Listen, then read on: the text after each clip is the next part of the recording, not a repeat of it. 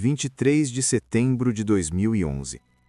Um anúncio que parecia técnico, quase burocrático, mas que carregava dinamite científica. Um grupo de físicos do experimento Ópera declarou ter medido neutrinos viajando mais rápido que a luz. Se fosse verdade, isso significava que uma das leis mais fundamentais do universo havia sido violada. Desde 1905, com a relatividade especial, aprendemos que nada pode ultrapassar 299.792 km por segundo.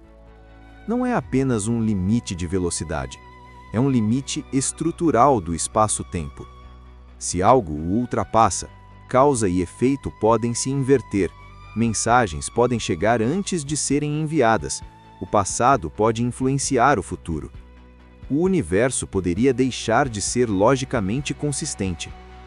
E então veio o número que abalou tudo: 69 nanosegundos.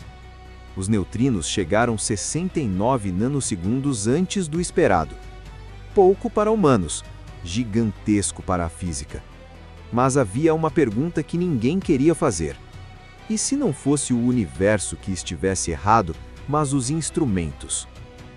No CERN, feixes de neutrinos eram produzidos e disparados da Suíça até a Itália, 732 quilômetros, quase atravessando um país inteiro. Neutrinos são partículas quase invisíveis. Eles atravessam a Terra como se fosse ar. Para medir sua velocidade, era necessário sincronizar relógios atômicos com precisão absurda. Um sinal de rádio era enviado ao mesmo tempo. Rádio viaja na velocidade da luz. A expectativa era simples: luz primeiro, neutrinos depois. Mas não foi isso que aconteceu. Os neutrinos chegaram antes, e os cientistas sabiam, ou estavam diante de uma revolução ou de um erro extremamente sutil.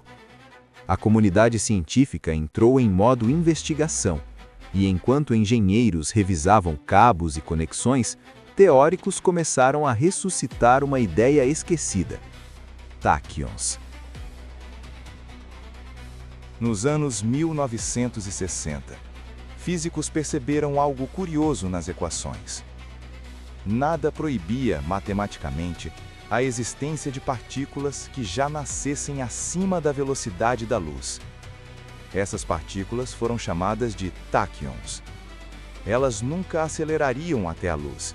Sempre existiriam além dela, e seu comportamento seria invertido. Quanto mais rápidas, menos energia teriam. Quanto mais energia ganhassem, mais desacelerariam. Jamais poderiam cruzar o limite da luz, assim como nós jamais podemos alcançá-lo.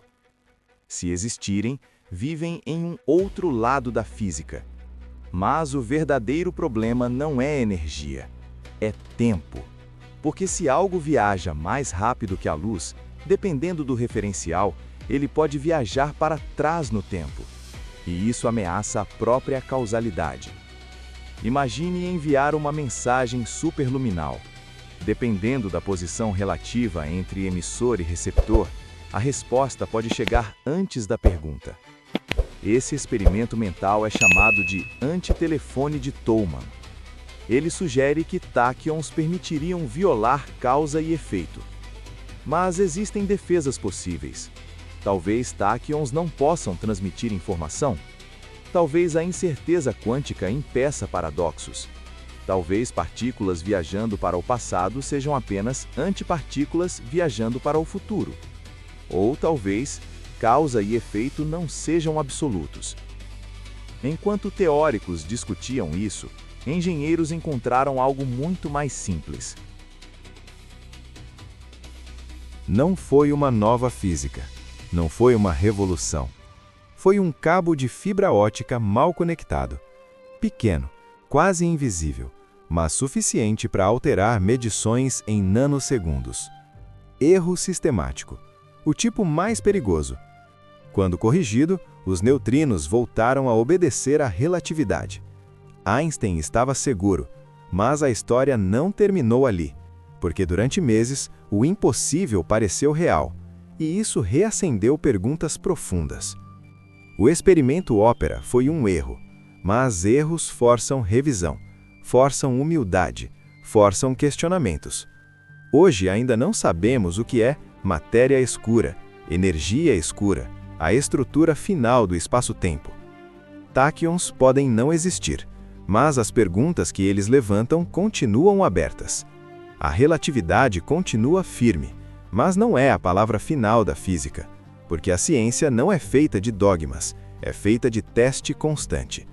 E às vezes, o que parece uma falha técnica é apenas um lembrete de que o universo ainda guarda mistérios maiores do que nossas certezas.